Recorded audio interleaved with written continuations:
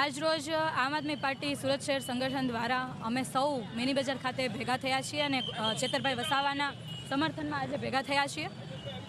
આજે આપણને ખબર છે કે આપણા રાજ્યની અંદર, આપણા દેશની અંદર જે લોકશાહીની આપણે વાત કરીએ છીએ, પણ લોકશાહી જેવું નથી। આજે કોઈ સામાન્ય માણસ પણ જો ફરિયાદ લખાવવા જાય તો એમની ફરિયાદ નથી લેવાતી, જ્યારે બીજી બાજુ ભાજપના ગુંડાઓ ફરિયાદ લખે એટલે તરત જ ફરિયાદ નોંધાઈ જાય છે। મનરેગા કૌભાંડમાં કરોડો રૂપિયાનું કૌભાંડ થયું, લોકોના પૈસા જે કહેવાય ને કે કૌભાંડ રૂપે થયા, નેતાઓના ખીચામાં ગયા, ત્યારે આ વખતે